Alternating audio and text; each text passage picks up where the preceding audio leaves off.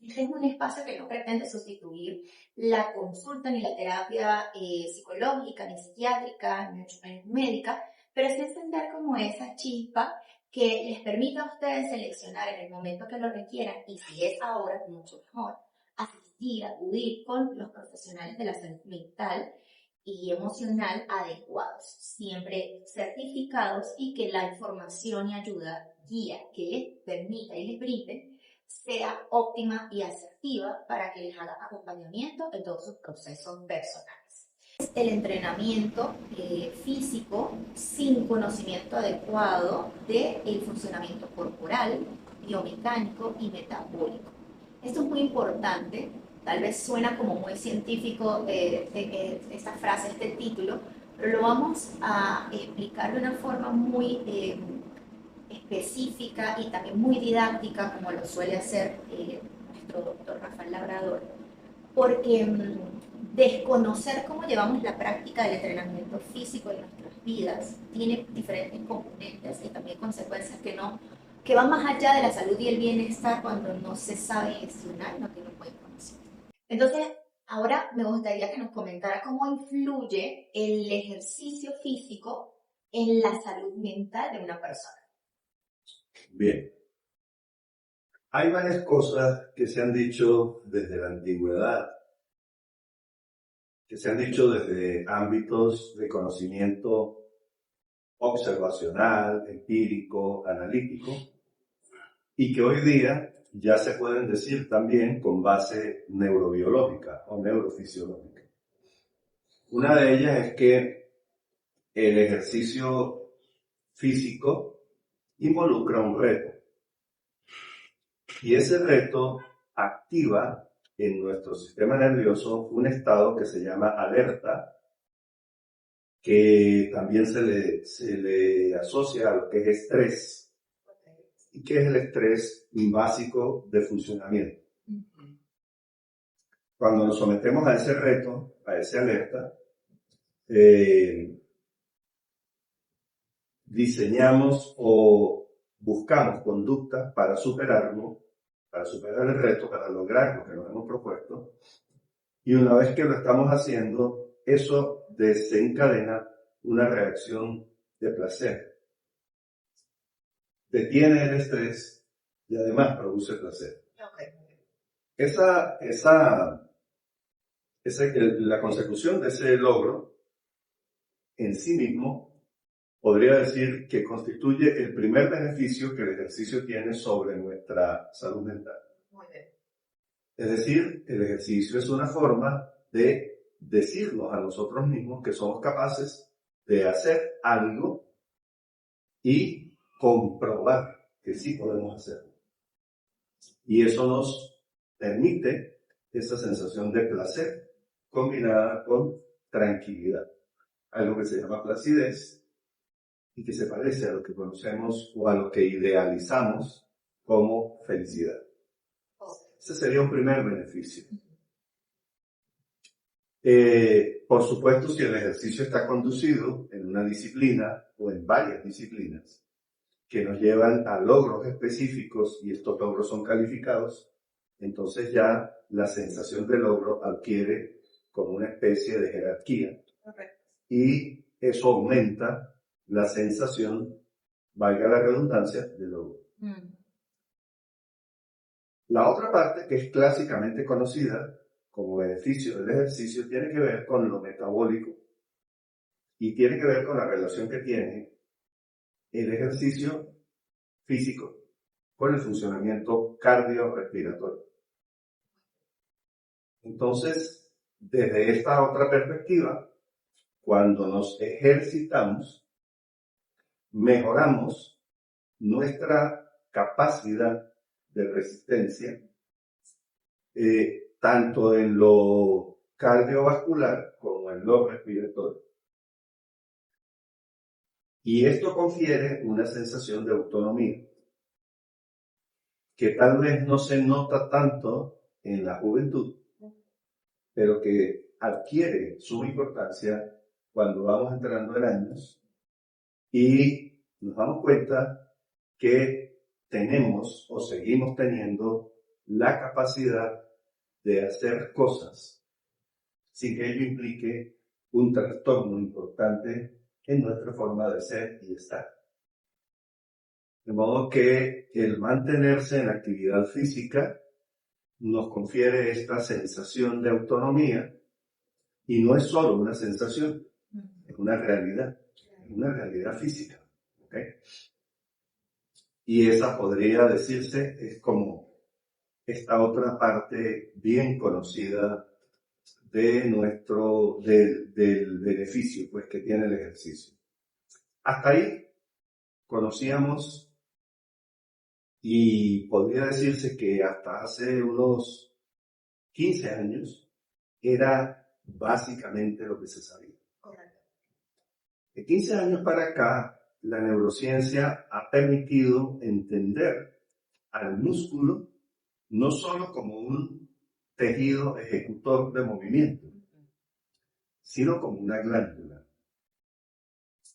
Es decir, en la medida en que el músculo es exigido, el músculo produce sustancias, mensajeros químicos, tal cual como una glándula.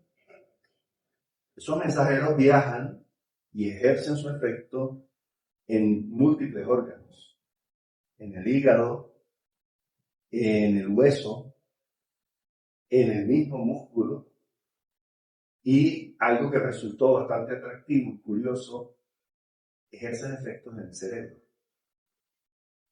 Las citocinas que genera el músculo incluyen sustancias que son capaces de permitir la supervivencia neuronal, e incluso sustancias que son capaces de promover la formación de nuevas neuronas. Muy bien. De modo que actualmente, si ya antes lo hacía de manera metódica con mis pacientes, actualmente les tengo que decir, si quieres tener mejor memoria, tienes que hacer ejercicio. Correcto. Si quieres tener mejores capacidades cognitivas, tienes que hacer ejercicio. Aquí hablamos de neuroplasticidad.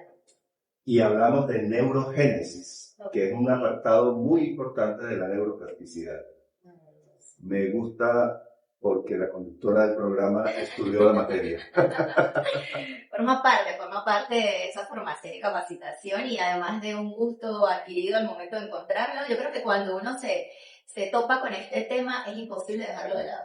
Sí. Es fascinante entendernos, cómo funcionamos. Bueno, doctor, maravilloso por acá. Vamos entonces cerrando esta idea para en el siguiente corte trabajar desde el plano emocional y cognitivo directamente. Si brevemente en unos segunditos pudiera decirnos por qué es importante entender el funcionamiento corporal a una persona que está en entrenamiento físico, ¿qué le diría? ¿Por qué es tan importante? Bien,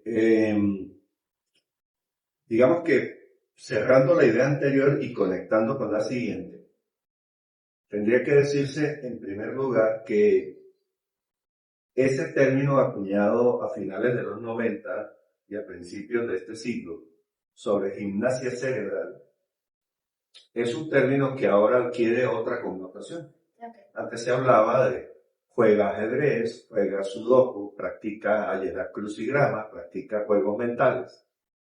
Ahora se tiene que decir haz ejercicio. ¿Y por qué? Porque todo ese proceso que es estimulado por las actividades que nos exigen desde el punto de vista cognitivo, todo ese proceso que nombraste muy bien, la neuroplasticidad, requiere de insumos. Y entre esos insumos están los factores de crecimiento que produce el músculo cuando éste es exigido físicamente. De modo que está ligado. Sentarse a llenar un crucigrama o hacer un juego, cualquiera de estos que exige cierta habilidad mental, no quedaría completo si no se practica un poco de ejercicio. Muy bien, maravilloso. Eso para empezar. ¿Por qué tenemos que entender el funcionamiento del cuerpo? Porque ocurren cosas como esta. Maravilloso. La segunda parte sería que como cuerpo físico estamos sometidos a una serie de leyes biofísicas y bioquímicas, y Si no conocemos estas leyes, si no conocemos estos principios básicos de funcionamiento, entonces podemos lesionar el cuerpo. Dentro de estas leyes biofísicas se encuentra algo que se conoce como biomecánica corporal. Maravilloso. Los músculos, con sus ubicaciones, con sus inserciones en los huesos, constituyen un sistema mecánico de poleas que permiten o que nos permiten movilizar segmentos corporales. Y esta movilización está sujeta a ciertas normas y ciertas leyes. Por supuesto, influidas por la fuerza de gravedad, que es, digamos, el fondo que nos atañe todo el tiempo. Todo está sometido a la fuerza de gravedad. Le digo a veces en tono de broma a mis alumnos, todo se va a caer. Así es. Y vivimos en una especie de esfuerzo por mantenernos erguidos, por mantenernos de pie, por podernos movilizar. ¿Sí? Entonces, si no conocemos estas leyes biomecánicas, podemos incurrir en fallas, podemos incurrir en errores de movimiento que pueden lesionar nuestro aparato osteomuscular. Ok, perfecto. Entonces, la normalidad es, bajo la recomendación médica, con conocimiento por supuesto, es que tengamos ese ejercicio físico, ¿sí? Y esa estimulación cerebral también, por supuesto. Pero cuando esto es llevado al extremo, como la gran mayoría, o diría, me atrevería yo a decir que todas las cosas en la vida en extremo, pues generan consecuencias que no son tan satisfactorias y beneficiosas. Y eso está ocurriendo mucho con el entrenamiento deportivo, bueno, con el entrenamiento físico, porque cuando lo conversábamos, cuando ya es un deporte, pues tú estás dentro de una programación, una planificación que requiere de tu disciplina, tu constancia, porque tienes un objetivo, una meta, llámese torneo, competencia, pero cuando en la vida diaria tú estás entrenando en un gimnasio y de forma cotidiana para mantener tu salud, y esto se hace desde la exigencia, las consecuencias emocionales son profundas, y eso es lo que vamos a conversar. Quiero preguntarle lo siguiente, en su vida personal, cuando estuvo en entrenamiento deportivo, y lo que puede ver de hoy en día, ¿cómo ha sido esa forma, esa dinámica en la que se ve y se percibe el entrenar en este transcurrir de tiempo? Tiene mucho sentido tu pregunta, porque me gustaría empezar por señalar que cuando estás inmerso en una disciplina deportiva, tienes una especie de camino o de plan que ha sido estandarizado, que ha sido probado, que ha sido validado a nivel, se podría decir, mundial. De modo que tienes la ventaja, al practicar una disciplina deportiva conocida, ya estandarizada, tienes la ventaja de que estás ante patrones de entrenamiento que han sido validados. Correcto. ¿Okay? Sin embargo, no pasa así cuando estás haciendo entrenamiento autogestionado. Cuando estás haciendo entrenamiento autogestionado, normalmente tomas de aquí, tomas de allá y agregas cosas que a veces no son convenientes. Y además tienes los mal llamados instructores, que por lo general no están certificados en algo específico y menos están certificados en algo que se conoce en medicina como fisiología del deporte. De modo que tienes alta probabilidad de practicar o de incurrir en prácticas que no son convenientes. En el apartado anterior se me olvidaba, o no se me olvidaba, no quedó despacio, pero lo quiero agregar acá. No se trata solo de respetar la biomecánica corporal. En la fisiología del deporte se toma en cuenta la biomecánica corporal, pero también se toma en cuenta el metabolismo. Así es. y las modificaciones que tiene el metabolismo a partir de una actividad física más regular o más intensa, o ambas. Entonces, hay que tener en cuenta que cuando practicas una disciplina deportiva específica, estás dentro de un programa, y ese programa, o debería estar dentro de un programa, y ese programa suele estar más o menos validado. Tiene sus espacios de exigencia y sus espacios de descanso. Me gustaría que indagáramos acá a profundidad, doctor, sobre el tema del campo cognitivo y emocional. ¿Qué ocurre cuando las personas pasan de lo saludable a lo obsesivo, cayendo en esa sobreexigencia de su cuerpo físico, de sus capacidades y del tiempo de los entrenamientos? Bueno, hace un momento conversábamos sobre el tema de la diferencia que existe en practicar una disciplina deportiva conocida y practicar entrenamiento físico autogestionado. Generalmente, en ambas partes, la exigencia es como el norte, y la exigencia se privilegia, por tanto. Se privilegia en el sentido de que en la mayor parte de los casos es a lo que se le da prioridad. Exigir el músculo, exigir el músculo y exigir el músculo. Sin embargo, en los últimos años se ha entendido en varias disciplinas deportivas que la exigencia del músculo tiene que venir acompañada de un proceso de recuperación muscular. Así que se habla hoy día de los tiempos de carga y los tiempos de descarga.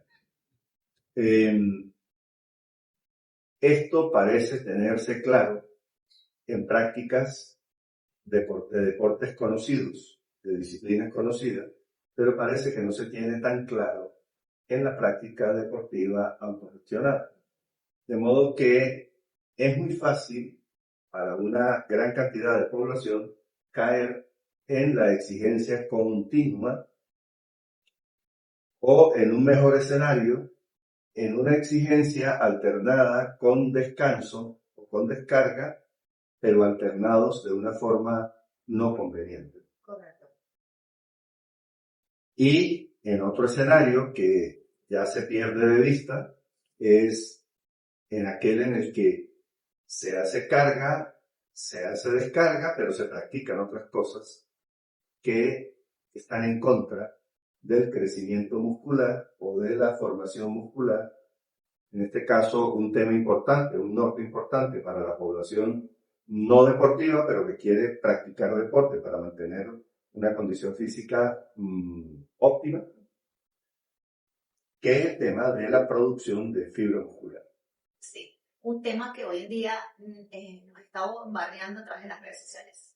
Sí, se está hablando mucho, se habló hasta hace 20 años más o menos, o 15 años diría yo, de la necesidad de hacer entrenamiento cardiorrespiratorio, es decir, entrenamiento que exija el aparato cardiorrespiratorio, porque se hablaba de mantener sano el corazón y vasos sanguíneos, mantener sano el aparato respiratorio, entonces se hablaba mucho del ejercicio isotónico con exigencia cardiovascular, cardiorrespiratoria, y eso era a lo que se le daba como una especie de prioridad para aquella población que no practicaba una disciplina deportiva como disciplina propiamente dicho, valga la redundancia.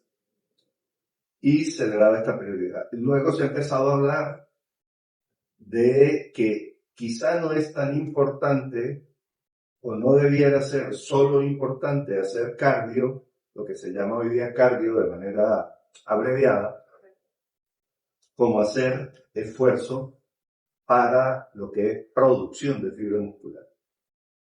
Y se ha llegado a esta conclusión a partir precisamente de que se entiende que en la producción de fibra muscular radica un poco los beneficios metabólicos, es decir, las sustancias que el músculo produce en su proceso de formación de nueva fibra muscular, como el hecho de que si existen músculos con cierta masa es porque estos han sido exigidos.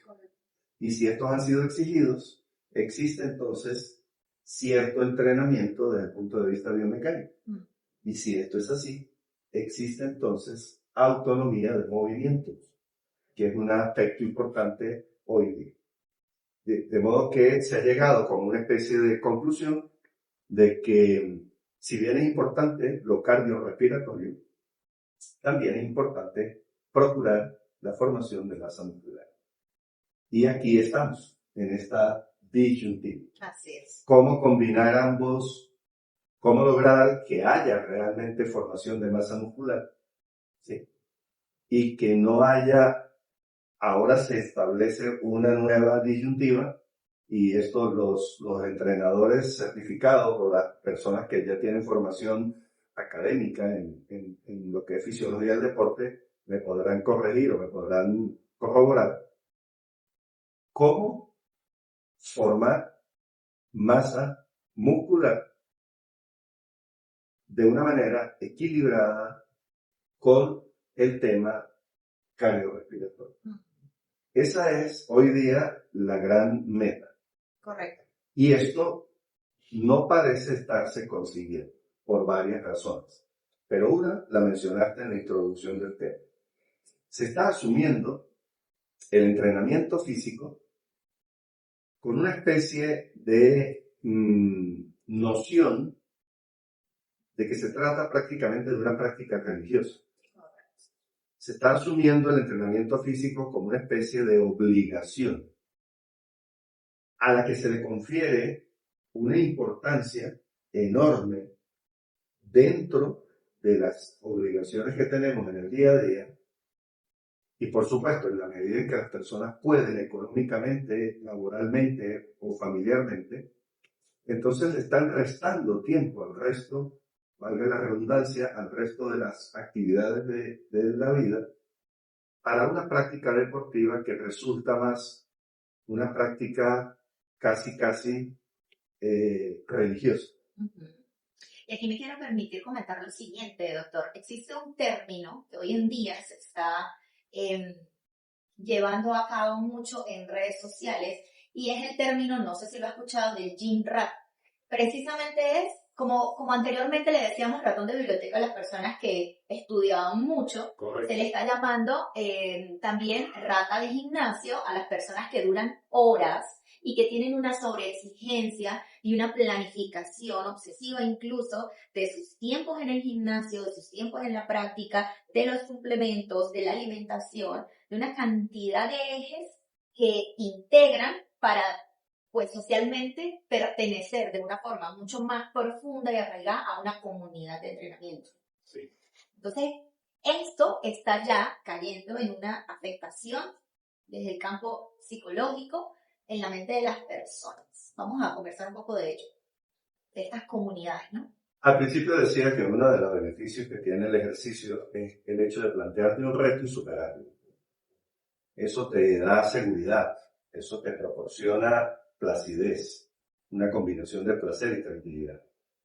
Pero cuando el ejercicio se convierte en una rutina que involucra varias horas al día, que involucra sacrificar a veces momentos de compartir con tu familia, que involucra a veces sacrificar momentos laborales, que involucra sacrificar momentos de ocio, de tranquilidad, de observación, de reflexión, de introspección, ya deja de ser un reto que te va a producir placer y se convierte en una práctica casi penitente.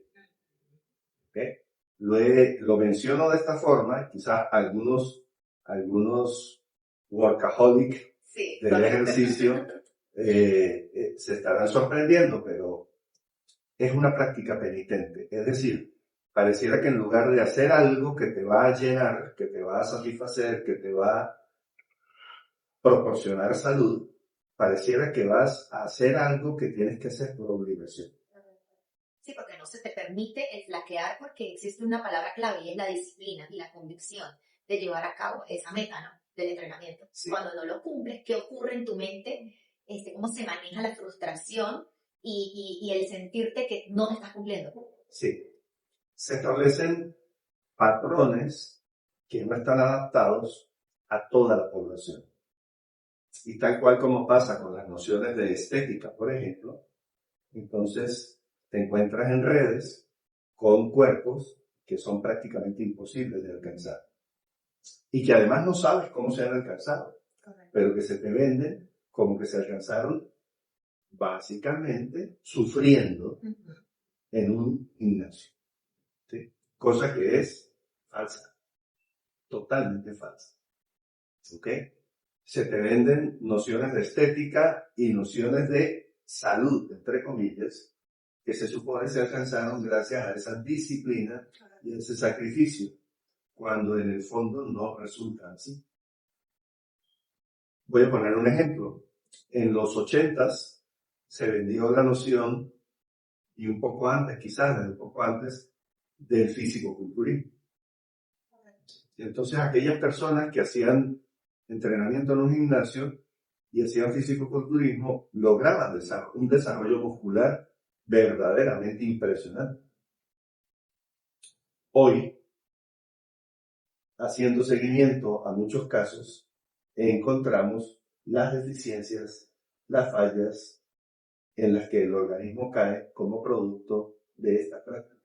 Sí, porque los resultados tal vez o las consecuencias en la salud física, en la parte biomecánica, metabólica, tal vez no la vemos en los primeros 5 o 10 años. Pero ¿qué ocurre cuando estas personas tienen 40, 45, 50 años? Exacto, cuando le haces seguimiento a los casos te das cuenta que después de que pasan los 40 años empiezan a presentar una serie de problemas y eso no sale en las redes. Exactamente.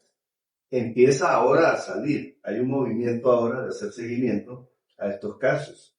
Tampoco se hablaba mucho, por ejemplo, de los deportistas de disciplinas clásicas y reconocidas que bajo la sombra, bajo el paraguas de que se trataba de una disciplina conocida, practicaron esto durante años y que luego tuvieron sus consecuencias. Estoy hablando del fútbol americano, estoy hablando del boxeo, estoy hablando del maratón, de las carreras de fondo que llamamos en atletismo, que hoy día se está viendo con más, digamos, con más evidencia, porque se le ha hecho seguimiento a los casos, que a la larga generan graves problemas de salud. Y los producen antes de que se produzcan los problemas de salud de alguien que no ha sido un fiel participante de estas disciplinas y que ha llevado una vida un poco menos activa en ese sentido, ¿no? Estoy hablando de físico-culturistas que tienen problemas renales, que tienen problemas osteomusculares, problemas graves, que los tienen incluso postrados, ¿okay? O que los han llevado a la muerte. ¿Okay? Estoy hablando de daño osteoarticular en practicantes de las carreras de fondo. ¿Sí? Daños articulares importantes. Por no hablar de personas que teniendo una vida de práctica deportiva no normada, sino autogestionada, de pronto hacen un accidente cerebrovascular que no se explica. O de pronto hacen un infarto miocardio que tampoco se explica. O que hacen una lesión muscular importante y entonces arrastran con esta lesión como si se tratara de una maldición del destino, cuando realmente se han procurado ellos mismos por una práctica deportiva mal gestionada y mal dirigida. Además, quería comentar algo para cerrar o para redondear la idea. No solo se trata de las lesiones físicas, las lesiones corporales físicas.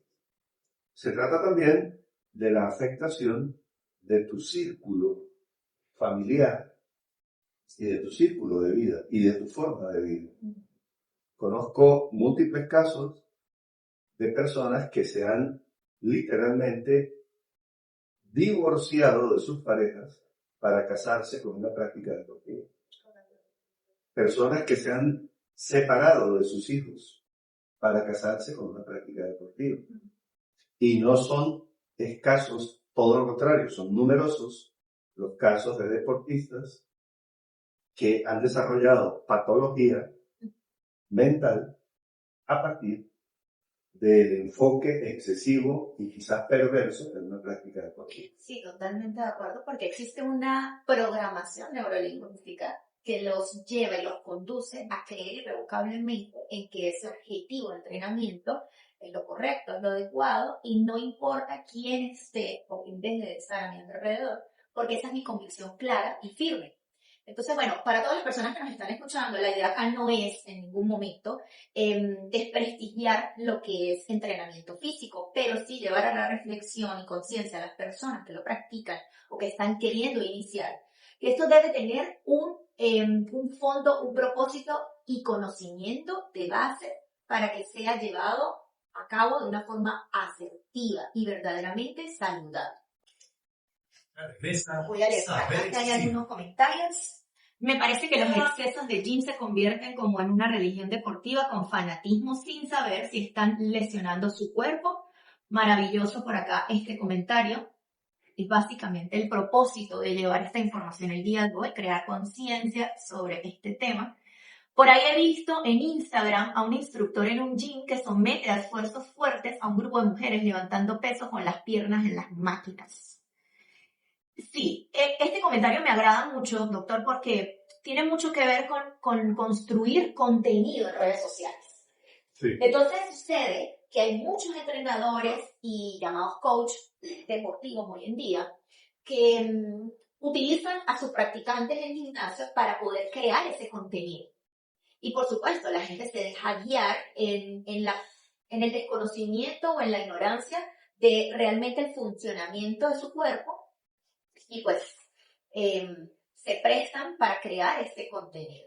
Pero forma parte de lo que venimos conversando. Es muchas veces una fachada para mostrarle a las personas, sígueme, ven a mi gimnasio, y el propósito de un dueño o dueña del gimnasio o de un centro de entrenamiento físico nunca es el mismo objetivo de quien asiste.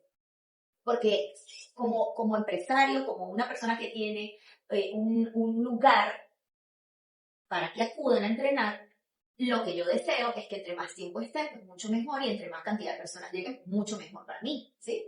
En mi negocio. Y eso hace que a veces las personas sí te generen todo un ambiente maravilloso donde tienes una línea deportiva, ropa, donde tienes las proteínas, los suplementos, donde tienes también un espacio de esparcimiento, donde tienes el café, o sea, te generan toda una atmósfera para que estés allí y la comunidad esté mucho más fortalecida. Pero entonces esto lo que hace es que tú consumas mucho en ese espacio y te estés adaptando a un estilo de vida, que ya no es, hoy en día en redes sociales se maneja eso, un estilo de vida. El entrenamiento físico ya forma parte de ti y maravilloso, pero cuando cae en el exceso es donde están las dificultades que venimos conversando. Sí, hay una, ¿cómo se dice? Una concepción errada de lo que sería promover tu negocio. Promueves tu negocio con base en la cantidad de consumo, no en la calidad de consumo. Entonces, está muy bien que haya una línea deportiva para que compres prendas que se adapten mejor a tu práctica, que cumplan con un sentido estético también, por qué no decirlo. Está muy bien que tengas a disposición los suplementos, pero tanto la ropa deportiva como los suplementos deben supeditarse a la necesidad real y no a una moda, no a una necesidad de consumir para ser visto consumiendo, que es lo que se está promoviendo. ¿Okay? Por otra parte, de nada te sirve tener gente gym rats que está por otro lado destruyendo su vida social. De nada te sirve tenerlos allí horas y horas y horas cuando estas personas están generando problemas en su vida social y familiar, o se los están generando a ellos mismos, y entonces eso nos hace repensar estas comunidades del ejercicio, ¿sí? Habría que repensar qué es lo que realmente significa pertenecer a una de estas comunidades y qué es lo que los dueños o los gerentes de estas empresas deberían promover como política de empresa, como motivo, ¿ok? Como misión, como visión, ¿no? La práctica deportiva, sea en un entorno normado, bajo una disciplina competitiva o sea autogestionada, tiene que incluir, por supuesto, una promoción de lo social y de lo familiar. Entonces no se trata de hacer solamente una que otra bailoterapia, una que otra vendimia, una que otro compartir. Se trata también de conscientizar, de formar a tu personal de coach, tu personal técnico, formarlo para que entienda cuáles son los límites de tiempo y para que los pueda gestionar. Y que de alguna manera esta gestión del tiempo y esta gestión del conocimiento de la práctica deportiva se refleje en un bienestar real y no se refleje en, o no termine produciendo malestar. Y ese malestar produzca culpa y esa culpa produzca frustración. Correcto. Yo creo que dos palabras claves, y lo comentábamos hace unos minutos, cuando no puedes cumplir con ese horario, porque es que condicionas tu rutina diaria y tus quehaceres a el tiempo en el que tengo que estar para coincidir con el grupo que yo ya formé en este espacio. Y llueve, truene o relampaguee literalmente, yo tengo que estar allí en ese espacio para convivir con ellos, porque ya es mi grupo donde estoy siendo aceptado o aceptada, donde me reconocen, donde también se ejerce algo importante que no es negativo, y es como esta empatía, ¿no?, que se genera, esta necesidad de aplaudir el logro del compañero. Pero cuando tu vida entra en un punto de dependencia de esto para estar tranquilo, en calma, sentirte bien, es donde ya pues deja de ser saludable, básicamente. Cuando una comunidad, cualquiera sea, empieza a sustituir la familia, empieza a sustituir tu círculo cercano, ya empieza a ser negativa. Porque digan lo que digan, no existe manera de reemplazar tu círculo familiar. No importa cómo la concibas, no importa cómo la quieras constituir, eso es harina de otro costal. Pero tu círculo familiar es uno, es con el que estás siempre, ¿no? De modo que pertenecer al grupo del gimnasio tal o al círculo de los que practican carreras de fondo es una cuestión complementaria. Y cuando eso se deja de entender así, y cuando deja de ser algo complementario para convertirse en el centro alrededor del cual gira tu vida, todo empieza a deformarse. El día de hoy estamos llevando a cabo un proceso de conciencia a la comunidad que nos escucha sobre cómo es importante conocer todos estos aspectos para que verdaderamente el entrenamiento físico sea activo, sea saludable y que genere bienestar. Doctor, hablábamos acerca, fuera del aire, hablábamos de cómo estas comunidades que se vuelven y se tornan un poco negativas cuando son excesivas y cuando nuestra vida gira en torno a ellas, en el caso de quienes entrenan en gimnasio o en otros espacios, porque son múltiples los espacios que hoy en día se han generado, ¿no? Y esas consecuencias negativas, no solamente físicas a través de lesiones en el cuerpo físico, sino que también a nivel mental, emocional y por supuesto social, porque dependen los vínculos afectivos. También un poco de eso, ¿no? Entonces, se genera mucho hoy en día en redes sociales esta errada percepción de que incluso escoger a mi pareja y mi círculo y mis amistades depende de cuánto pueden estar entrenando también. Pero elegir y como calificar a una persona única y exclusivamente dependiendo de si estamos al mismo nivel que yo creo que entonces todas las profesiones, todas las parejas tendrían que tener la misma profesión y estar en el mismo, entre comillas, nivel de conocimiento para poder funcionar, ¿no? Yo creo que esto está súper errado. ¿Qué nos comenta acerca de esto?